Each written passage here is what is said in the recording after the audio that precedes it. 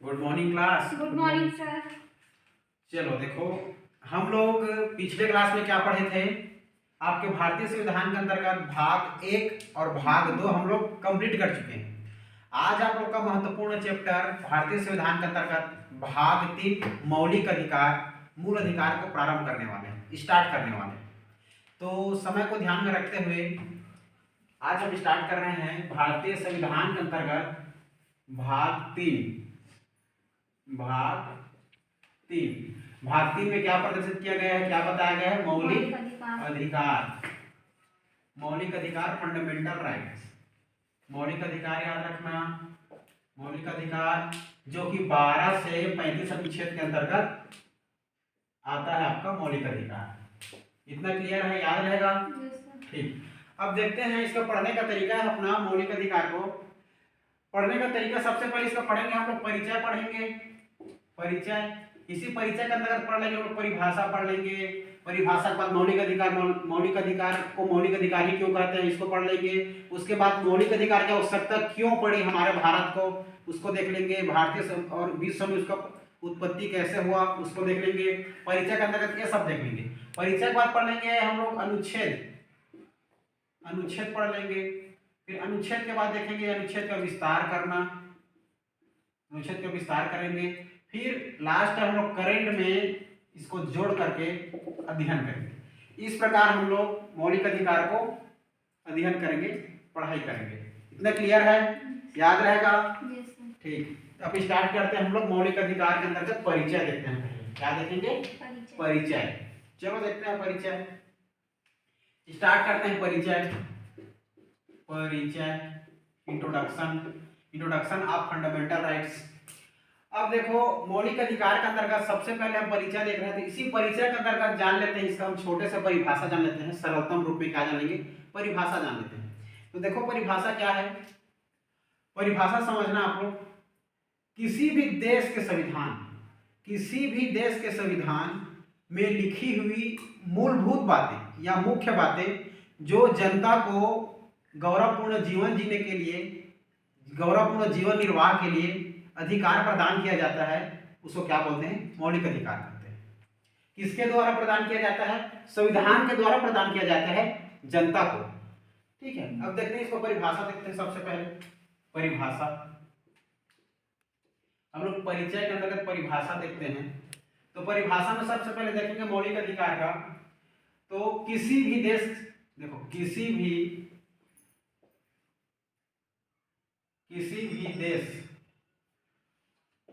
भी देश के संविधान, किसी भी देश के संविधान में उल्लेखित या लिखी हुई, संविधान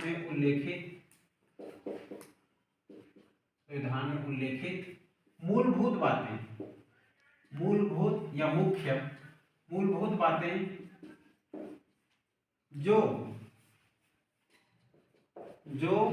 जनता को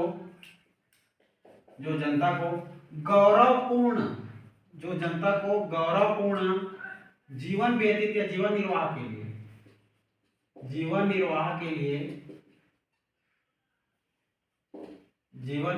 के लिए संविधान के द्वारा प्रदान किया जाता है। संविधान के द्वारा जीवन निर्वाह के लिए संविधान के द्वारा अधिकार प्रदान किया जाता है। संविधान के द्वारा अधिकार प्रदान किया जाता है, या अधिकार या जनता को अधिकार प्राप्त होता है। क्या कहलाता है? मौलिक अधिकार कहलाता है। मौलिक अधिकार कहलाता है। इतना याद रखना है मौलिक अधिकार की परिभाषा के बारे में। फिर से मैं दोहराना चाहूंगा, याद करते चलना है। भाग 3 मौलिक अधिकार। भाग 3 मौलिक अधिकार आपका अनुच्छेद 12 से 35 में प्रदर्शित किया गया है। अगर हम परिचय के अंतर्गत देख रहे हैं, इससे क्या देख रहे हैं? परिभाषा देख रहे हैं। तो परिभाषा सबसे पहले देखेंगे, किसी भी देश के संविधान में उल्लेखित मुख्य बातें जो जनता के गौरवपूर्ण जीवन निर्वाह के लिए संविधान द्वारा प्रदान किया हुआ अधिकार क्या कहलाता है? मूल अधिकार कहलाता है या मौलिक अधिकार कहलाता है। इतना क्लियर है? मौलिक अधिकार में देखते हैं। सबसे पहले देखो, आपको 12 से 35 अनुच्छेद में बताया गया है तो 12 से 35 अनुच्छेद में बताया गया है, तो जानते हैं हम लोग इसी भाग 3 के अंतर्गत, भाग 3 के अंतर्गत सबसे पहले देखो दिया है क्या, 12 अनुच्छेद 12 दिया है, अनुच्छेद 12, अनुच्छेद 12 में आपको राज्य को बताया गया, राज्य की परिभाषा, राज्य को परिभाषित किया गया है। किसको परिभाषित किया है? राज्य की परिभाषा। इसमें मैं राज्य की परिभाषा को आप लोगों को परिभाषित करते हुए बताऊंगा। देखो अभी बता दे रहा था, थोड़ा कुछ शब्द सुन लो। राज्य उसको कहेंगे, किसको कहेंगे? राज्य केंद्र सरकार और राज्य सरकार को ही हम लोग राज्य कहते हैं, लेकिन राज्य के अंतर्गत केंद्र सरकार और राज्य सरकार दोनों आता है। तो केंद्र सरकार और राज्य सरकार के अंतर्गत आने वाले हुए सभी शासकीय संस्थाएं होते हैं, उसी को क्या बोलते हैं? राज्य बोलते हैं। शासकीय संस्थाएं अर्थात स्कूल, हॉस्पिटल, बैंक, वो सभी शासकीय संस्थाएं क्या कहलाते हैं? राज्य कहलाते हैं। बताऊंगा आगे आगे चल करके। तो राज्य की परिभाषा दी है अनुच्छेद 12 में। अनुच्छेद 13 याद रखना है, अनुच्छेद 13। अनुच्छेद 13 में सुप्रीम कोर्ट और हाई कोर्ट, सुप्रीम कोर्ट और हाई कोर्ट की शक्ति को प्रदान किया गया है, शक्ति को प्रदान कर, शक्ति को प्रदान किया है। तो शक्ति, कैसा शक्ति प्रदान किया है? मौलिक अधिकार को संरक्षण करने के लिए शक्ति प्रदान है। तो मौलिक अधिकार के संरक्षण के लिए, मौलिक अधिकार के संरक्षण के लिए शक्ति प्रदान किया गया है। इसको शक्ति प्रदान किया गया है सुप्रीम कोर्ट और हाई कोर्ट को। ये अनुच्छेद 13 में है। अब देखते हैं हम लोग अनुच्छेद 14 से 32। अनुच्छेद जो 14 से 32 में दिया गया है, इसी को हम लोग मूल रूप से, मुख्य रूप से मौलिक अधिकार कहते हैं। कितने में दिया है? अनुच्छेद 14 से 32 में जो दिया गया है, इसी को मुख्य रूप से क्या बोलते हैं हम लोग? मौलिक अधिकार बोलते हैं। ठीक है, देखो 14 से 32 में क्या दिया गया है। इसमें आप लोग एक ट्रिक याद रखना, ऐसा ट्रिक आपको कहीं भी नहीं मिलेगा। इस ट्रिक को हमेशा याद करते चलना, समझते चलना, एक ही बार में याद करते चलना है। ठीक है, चलो मैं बता रहा हूँ 14 से 32 में क्या दिया गया है। तो 14 से 32 समझना, यहाँ पर ट्रिपल एस याद रखना, 1 2 3 ट्रिपल एस, एक डी लगाना, फिर ट्रिपल एस लगाना, 1 2 3। ये सात जो मौलिक अधिकार है, ये हमारे मूल संविधान में उल्लेखित था। ठीक है, देखते हैं 14 से 32 में इतना क्या था आपका मौलिक अधिकार। पहला याद रखना, दूसरा याद रखना, तीसरा याद रखना, चौथा, पांचवा, छठवा, सातवां। देखो पहला याद रखना, एस से समता, समता या समानता, समता समानता शब्द याद रखना है एस से, पहला एस से। तो समता और समानता का अधिकार, समता और समानता का अधिकार, इसको बताया गया है। समता और समानता के अधिकार को आपके 14 से 18 अनुच्छेद में बताया गया। किसको? समता और समानता का अधिकार। दूसरा याद रखना है आप लोग को, इसी एस से, दूसरा एस से स्वतंत्रता, स्वतंत्रता शब्द याद रखना है, दूसरा एस से स्वतंत्रता का अधिकार। स्वतंत्रता का अधिकार में आपका 19 से 22 अनुच्छेद में बताया गया है स्वतंत्रता का अधिकार, स्वतंत्रता के अधिकार। अब भी याद रखना है आपको तीसरा एस से याद रखना है आपका, तीसरा एस से शोषण के विरुद्ध याद रखना है। क्या याद रखोगे?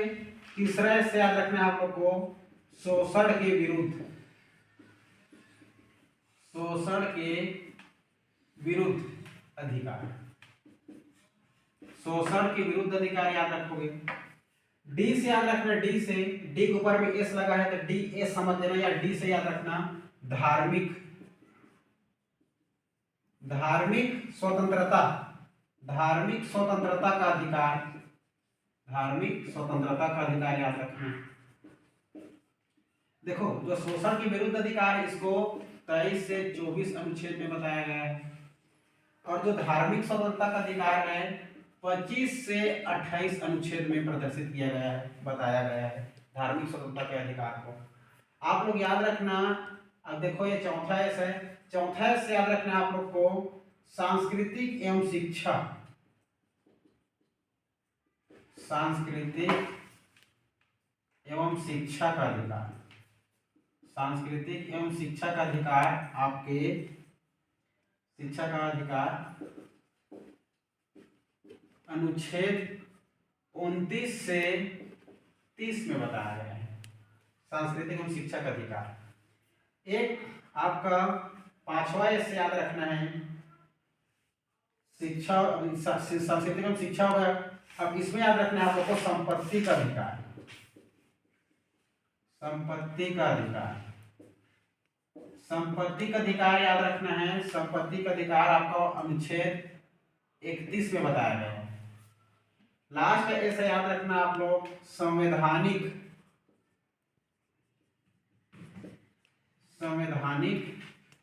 उपचारों का अधिकार। संवैधानिक उपचारों का अधिकार आपके अनुच्छेद किसमें बताया गया है? 32 में बताया गया है, अनुच्छेद 32। इस प्रकार हमारे मूल संविधान में कितना था?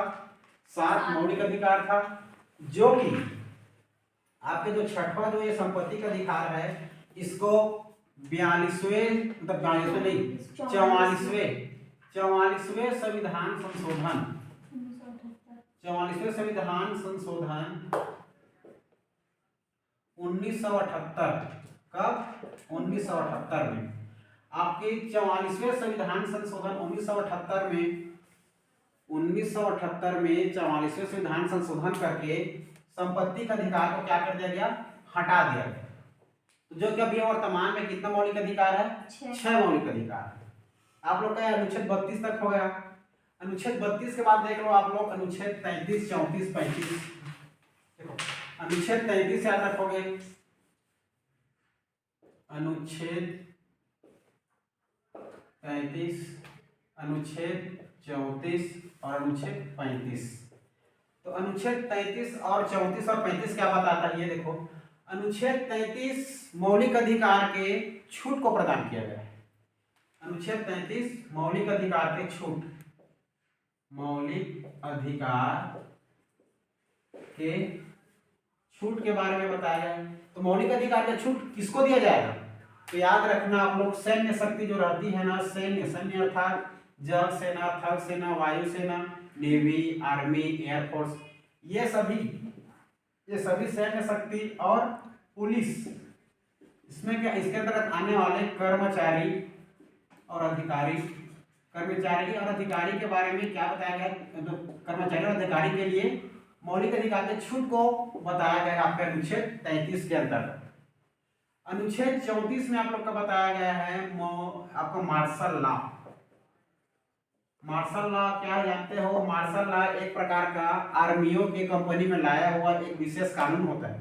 जब कोई आर्मी कुछ दंड करता है, मतलब कुछ क्या करता है, अपराध करता है, तो उसको दंड देने के लिए मार्शल लॉ लाया जाता है कोर्ट में, ठीक है, न्याय करने के लिए। ये मार्शल लॉ दिया आपका अनुच्छेद 34 में। 35 में याद रखना है कानून बनाने की शक्ति। अनुच्छेद 35 याद रखना है कानून बनाने की शक्ति। कानून बनाने की शक्ति। तो कानून बनाने की शक्ति किसको अधिकार प्राप्त है? संसद को प्राप्त है। तो ये किसमें बताया गया? अनुच्छेद 35 में। इस प्रकार आपका मौलिक अधिकार 12 से 35 अनुच्छेद में बताया गया है। मौलिक अधिकार को भाग 3 के अंतर्गत 12 से 35 अनुच्छेद में क्या बताया गया? मौलिक अधिकार को। तो जो कि इस प्रकार से मैं विस्तार करके बता दिया हूँ, इसको हम लोग डील करेंगे, एक एक चीज को करते चलेंगे। इससे जान लेते हैं पहले कि मौलिक अधिकार को मौलिक अधिकार क्यों कहते हैं, कब आया और मौलिक अधिकार की जरूरत क्यों पड़ी, ठीक है, इसको जानना अनिवार्य है। तो सबसे पहले देखते हैं हम लोग कि सबसे पहले जान लेते हैं। देखो ये जो 7 मौलिक अधिकार था, तो जो 7 मौलिक अधिकार था वो हमारे मूल संविधान में था। अभी वर्तमान में कितना है मौलिक अधिकार में? आपका 6 मौलिक अधिकार है। तो जो कि संपत्ति का अधिकार था 7वां, उसको क्या कर दिया? हटा दिया गया है 44वें संविधान संशोधन 1978 के तहत, ठीक है, इतना याद रखना है। तो देखो मुख्य रूप से पहले इस मौलिक अधिकार के अंतर्गत 6 चीज को याद रखना है।